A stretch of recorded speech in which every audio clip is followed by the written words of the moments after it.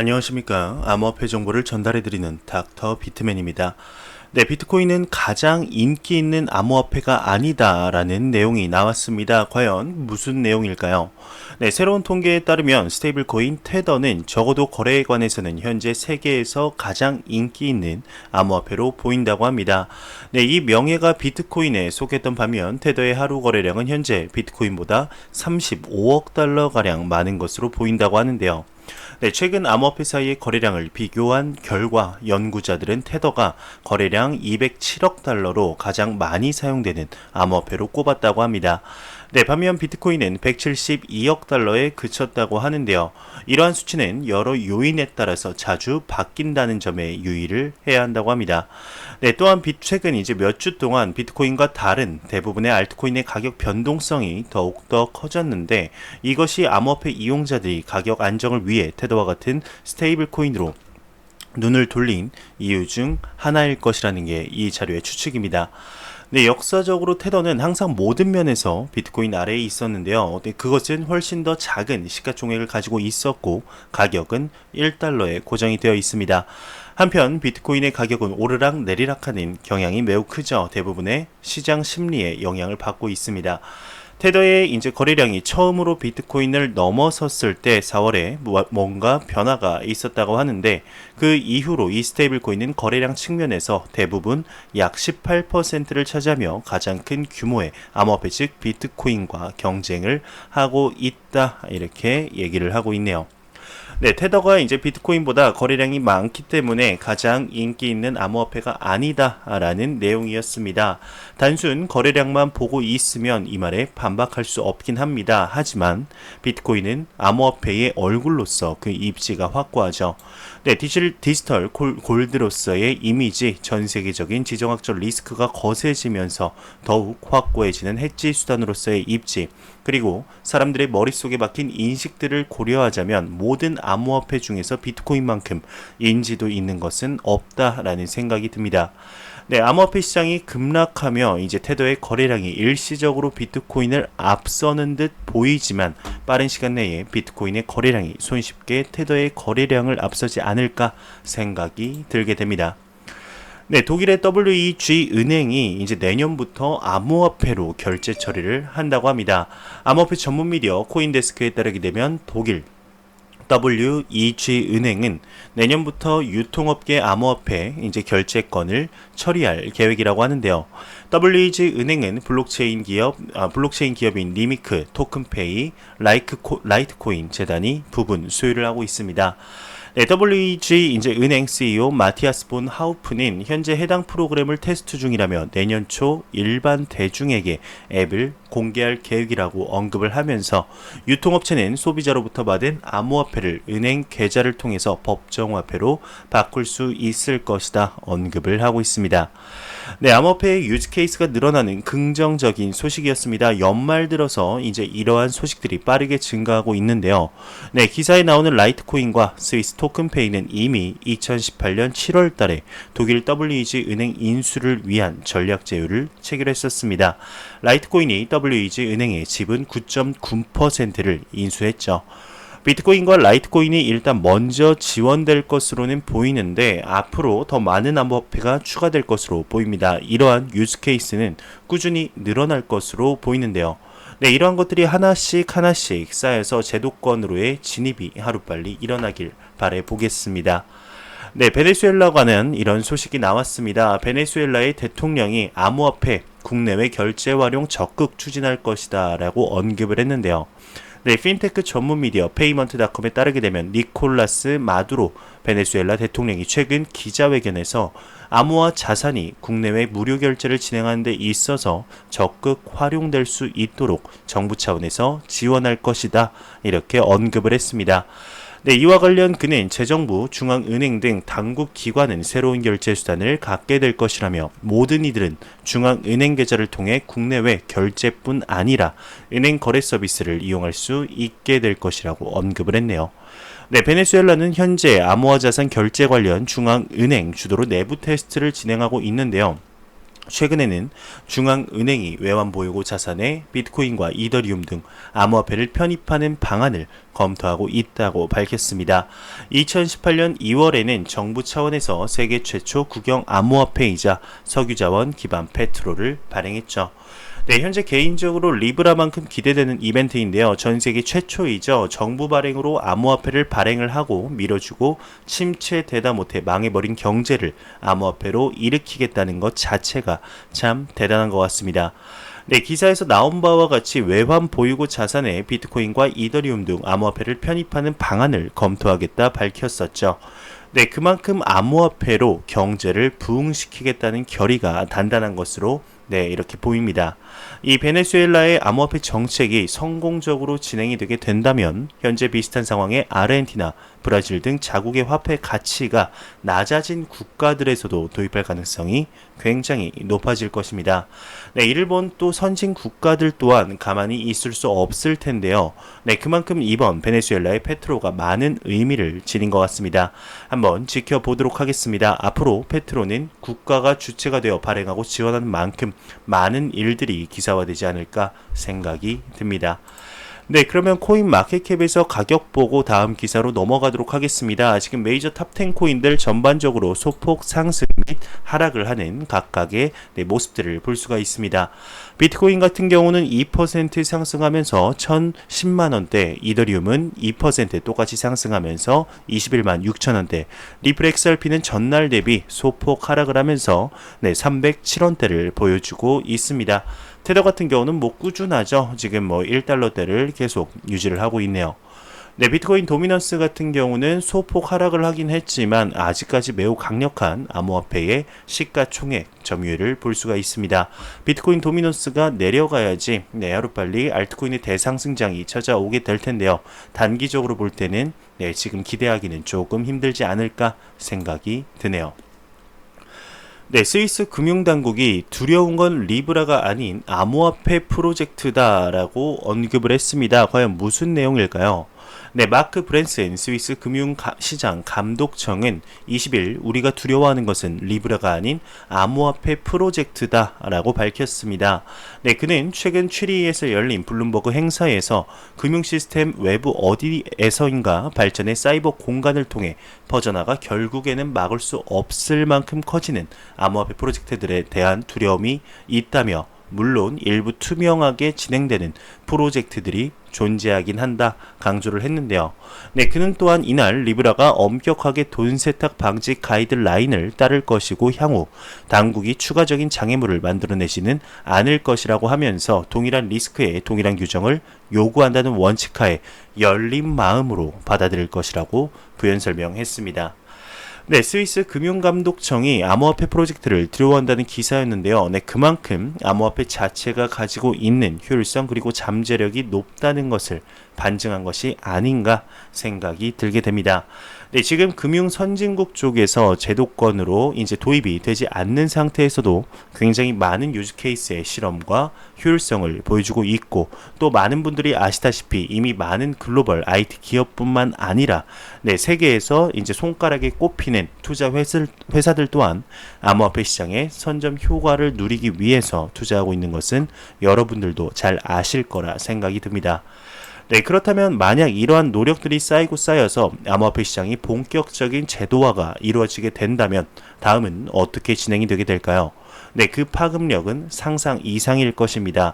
현재 중국과 같은 거대한 국가도 암호화폐의 효율성을 파악하고 자체 CBDC 발행을 준비 중이죠.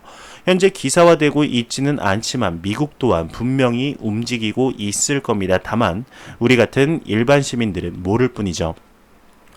앞으로의 암호화폐 시장이 어떠한 방향으로 흘러갈지는 그 누구도 정확히 알 수가 없습니다.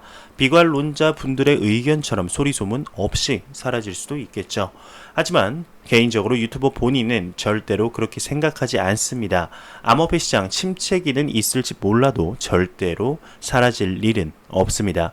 네, 그리고 암호화폐를 필요로 하는 안 보이는 세력들이 분명히 그렇게 만들 것입니다.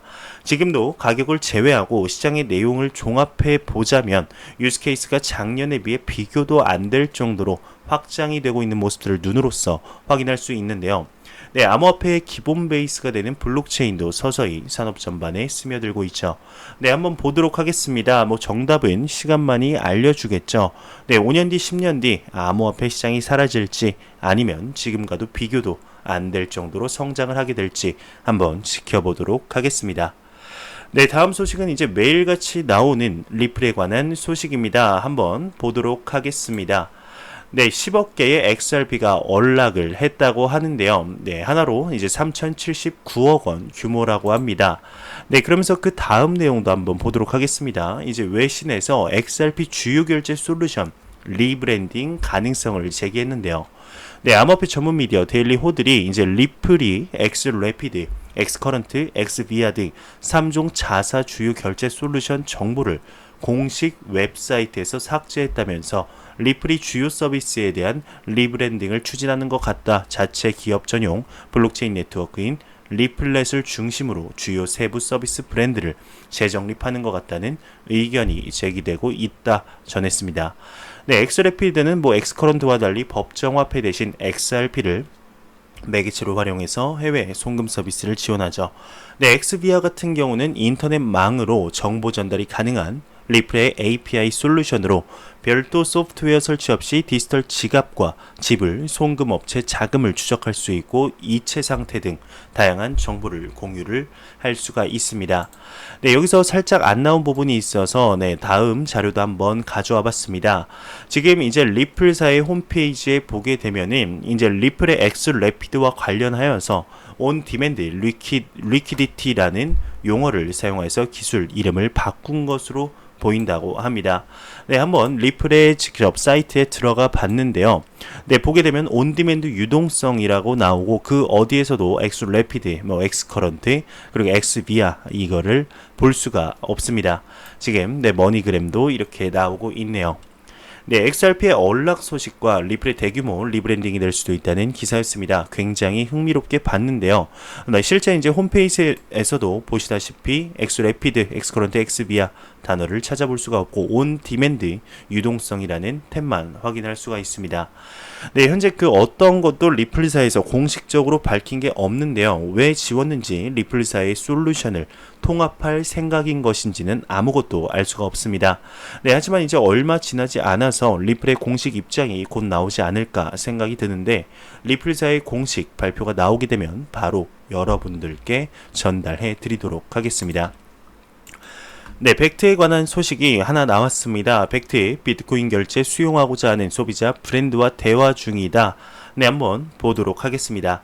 네, 벡트는 일상 구매에서 비트코인과 암호화폐의 사용을 조용히 활성화할 계획이라고 합니다.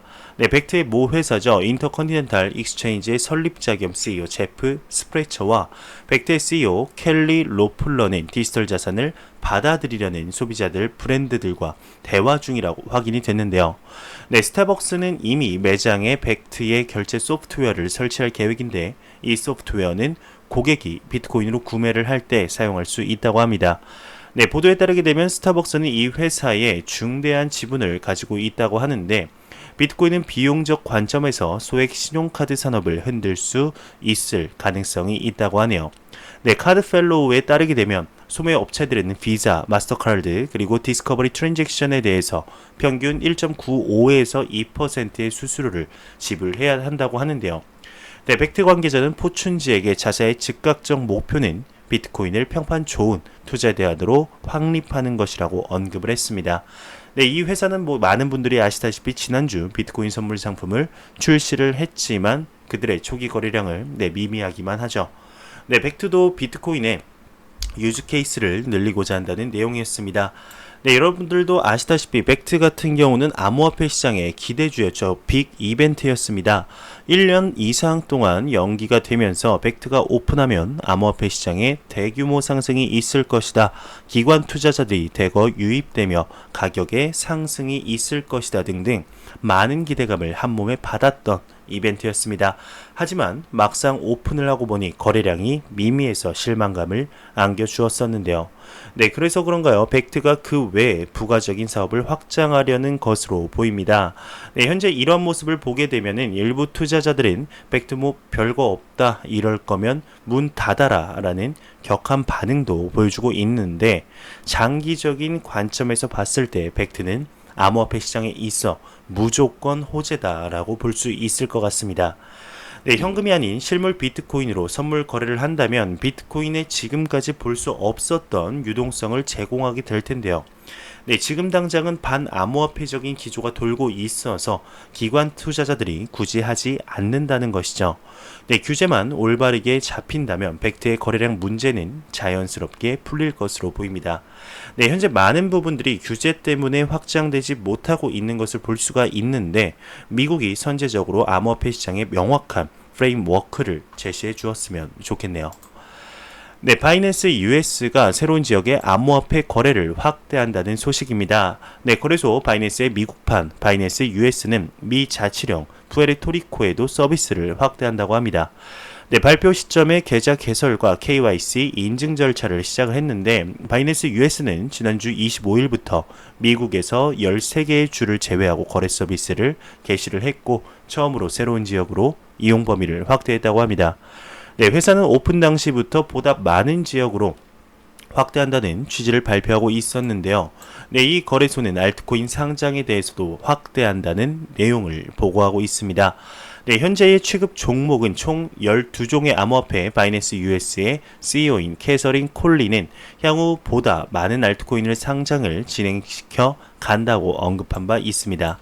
네, 메인인 바이낸스의 CEO 장펑자오 즉 CG에 따르게 되면 29일 현재 바이낸스 US의 24일 시간 거래량이 100만 달러 정도로 메인 바이낸스의 7억 달러에 비해서 불과 0.14%로 낮은 비율을 추이하고 있다며, 작은 시장, 스몰 비기닝이라고 말하는 등 이용자 확대를 도모할 생각이라고 하네요. 네, 한편 세계적으로 이용할 수 있는 바이낸스 선물소 바이낸스 퓨처스의 거래량은 낙관적이라고 합니다. 24시간 거래 대금은 약 3억 달러로 세계 최고의 거래량 수준에 가깝다고 하는데, 게시한 지 한 달 만에 사용자로부터 높은 수요를 반영하고 있다고 하네요. 네, 계속해서 확장되는 바이낸스에 관한 소식이었습니다. 네, 참 CG를 보게 되면은 사업가로서의 기질이 대단하다 다시 한번 생각이 드네요. 네, 일본 블록체인 미디어 코인초이스에 따르게 되면 미국 LA 기반의 금융 스타트업 웨이브 파이낸셜이 비트코인 파생 상품을 기반으로 한 펀드를 출시한다고 합니다. 네, 피델리티가 해당 펀드의 비트코인 커스터디를 지원할 예정인데요. 네, 해당 업체는 비트코인 파생 상품 펀드 출시 배경으로 비트코인 기반 파생 상품의 수요가 점점 더 커지고 있다. CME 그룹 역시 2020년 1분기 관련 파생 상품 마켓을 개설할 예정이라고 설명을 했습니다. 네, 해당 펀드는 비트코인 자산풀을 조성한 뒤에 비트코인 구매 권리를 판매해서 투자자들에게 수익을 제공한다고 하는데, 해당 펀드는 순자산 가치의 1.5%를 배당할 예정이고 연간 목표 수익률이 18%라고 합니다. 네, 지금 이제 벤자민 영 웨이브 CEO 같은 경우는 많은 자산가들이 혁신적인 수익률과 가격 가능성을 지닌 상품에 투자하길 희망한다며, 이 같은 상품은 금리에 묶인 상황에서 독립적으로 비트코인의 높은 변동성을 통해서 수익을 창출할 수 있다, 이렇게 설명을 했습니다.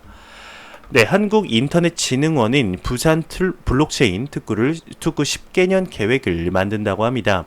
네, 헤럴드 경제에 따르게 되면 한국인터넷진흥원 즉 KISA가 국내 첫 블록체인 국제 규제 자유지역인 부산 블록체인 특구에 대한 최대 10개년 장기 계획을 수립한다고 합니다. 네, 이를 관련 업계에 따르게 되면 한국인터넷진흥원은 부산 블록체인 규제 자유특구 중장기 계획 수립에 대한 용역을 정식 발주를 했는데요. 네, 최종 계획안에는 사업 추진 시 문제점을 담은 블록체인 산업 환경 분석과 함께 부산 지역 특성을 반영한 전략을 수립하면서 중장기 발전 목표 모델이 제시된다고 합니다. 네, 검토 사업, 신규 사업 발굴 등 블록체인 산업 활성화 방안도 포함이 된다고 하네요. 네, 그러면서 이제 전문 미디어 디센터에 따르게 되면 H.테크놀로지가 사물인터넷 IoT 특화 블록체인에 힘을 싣기 위해서 스마트홈과 스마트 팩토리 인프라의 구축에 나선다고 합니다. 네, 주용한 H.한국 대표는 스마트 팩토리는 현재 몇 개 기업과 개념 증명을 진행 중이고 현대 BSNC의 아파트 브랜드 해리엇을 활용해서 스마트홈도 진행할 계획이라고 하네요. 내년 9월 완공 예정인 해리엇의 HDAC 기반 스마트홈이 구축될 예정이라고 합니다. 그러면서 주 대표 같은 경우는 HDAC은 처음부터 유틸리티 토큰을 표방했다며 결제 외 다양한 영역에서 암호화폐가 사용되길 원한다 언급을 했습니다. 그는 향후 정확한 가스, 수도, 전기 등 에너지 소비량을 측정해서 이를 코인으로 지불할 수 있게 하는 게 목표라고 밝혔네요. 테라와 BC카드가 내년 초 차이카드를 출시할 예정이라고 합니다. 블록체인 결제 서비스를 활용한다고 하는데요. 파이낸셜 뉴스에 따르게 되면 블록체인 핀테크 기업 테라가 국내 최대 가맹점을 보유한 BC카드와 선불형 체크카드 차이카드를 내년 상반기에 선보인다고 합니다. 이를 통해서 BC카드 가맹점은 결제 수수료 절감 효과를, 소비자는 최대 10%가량의 상시 할인 혜택을 누리게 될 예정인데요. 이와 관련해서 테라 블록체인 기반 간편 결제 서비스인 차이의 운영사 차이 코퍼레이션은 내년 상반기 차이카드 출시에 있어서 테라는 서비스 개발 및 사업 진행을, BC카드는 차이카드 전표 매입 등 결제 프로세싱 업무를 대행할 예정이라고 밝혔습니다. 그러면서 해킹으로 640만 달러 규모의 토큰을 당한 퓨전 측이 공식 블로그를 통해서 28일 이뤄진 해킹이 내부 소행인 것으로 보인다고 밝혔습니다. 앞서 28일 퓨전은 FSN 거래 월렛의 프라이빗 키를 도난당했고 이 과정에서 FSN 토큰 1000만 개, ERC 기반 20기반 FSN 토큰 350만 개를 분실했다고 합니다. 회사 측은 이날 내부자 소행으로 판단된다며 기술적인 방식을 동원해 도난당한 토큰을 회수하기 위해 노력하고 있다 설명을 했습니다. 이 해킹 사고 공식 확인 당시 50% 가까이 이렇게 폭락한 바가 있다고 하네요. 정말 작년만큼은 아니지만 가뭄에 콩나듯이 이렇게 해킹에 관한 소식들이 계속해서 나오고 있습니다. 참 안타까운 현실이지만 이러한 것을 발판 삼아서 성장통 삼아서 더욱더 발전해 나가는 이런 FSN 측이 되었으면 좋겠네요. 암호화폐 시장도 더욱더 발전하고 보완해 나가야 되는 부분이죠.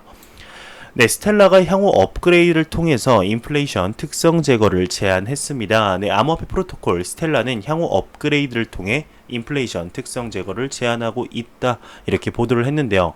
9월 30일 공개된 스텔라 개발 재단의 블로그에 따르게 되면 개발자들은 현재 네트워크 참여자들에게 거의 기능을 제공하지 않는 인플레이션 도구를 제거하기를 간절히 바라고 있다고 합니다. 그러면서 블로그 포스트에 따르게 되면 스텔라 코어 12 버전은 더 이상 이것을 포함하지 말아야 하며 합의 달성을 위해선 투표자가 투표하도록 권장하고 있다고 하는데 게시물에는 다음과 같이 적혀 있다고 합니다. 모든 사람들의 의견을 듣고 찬반 양론을 검토 후에 검증자들에게 다음과 같이 묻는다. 우리는 현재의 인플레이션 메커니즘을 무력화하는 것이 좋은 생각이라고 생각을 하는데 우리는 스텔라 코어 12, 12 버전에서 변경을 구현했고 우리는 검증자들이 이를 받아들이도록 투표를 권장한다. 이렇게 언급을 했네요.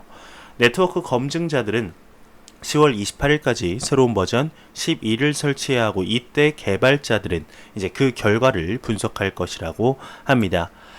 스텔라를 가지고 있으신 분들에게 좀 도움이 될까 싶어서 한번 가져와 봤습니다. 그러면서 비트코인 캐시에 관한 소식도 나왔는데 비트코인 캐시 개발자 회의에서 아발란체 도입 관련 POS 이행 의견이 나왔다고 합니다.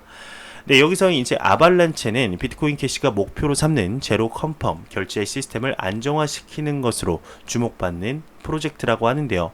DH를 이용해서 투표를 실시해 단기간 승인 과정을 실현시킨다고 합니다. 그러면서 비트코인 캐시 개발자 회의에서는 아발란체의 도입에 즈음하여서 그 구조에서 POS에 도입이 적합한 것이 아니냐는 견해를 보였는데 이번 내용으로 업그레이드가 실시가 확정된 것은 아니고 어디까지나 한 개발자의 의견이라고 하네요. 미국 암호화폐 거래소 비트렉스가 10월 내로 리히텐슈타인에서 비트렉스 글로벌을 출범한다 발표를 했습니다. 비트렉스 글로벌은 10월 초에 새로운 기능을 업데이트하고 여러 암호화폐를 제공할 계획이라고 하는데요. 한편 비트렉스는 비트렉스 글로벌을 새롭게 출범하는 동시에 비트렉스 인터내셔널 몰타 서비스를 종료한다 이렇게 밝혔습니다. 네, 마지막 소식입니다. 안 보고 가면 섭섭하겠죠. 크립토 공포 탐욕 지수입니다. 이제 전날 대비 11포인트 상승한 38을 기록을 했는데요. 이는 투자자들의 투자 심리가 전날보다 개선됐음을 의미합니다. 하지만 공포 단계는 지속되고 있죠. 이 지수는 0에 가까울수록 공포, 100이면 낙관을 의미하게 되는데 38이면 공포라고 보시면 될 것 같습니다. 아무리 공부해도 암호화폐 시장에 내 돈 넣기 너무나 무섭다, 아직까지는 힘들다라고 보시면 되는데요. 이제 3분기가 마무리되고 4분기가 시작이 됐죠. 4분기 안에는 이번 연도가 이제 끝나기 전에는 다시 한번 95까지 보는 그날이 왔으면 좋겠습니다. 그러면 마지막으로 코인 마켓캡에서 가격 보고 마무리하도록 하겠습니다. 리플 XRP 기준 307.201인데요. 한번 F5번 눌러보도록 하겠습니다.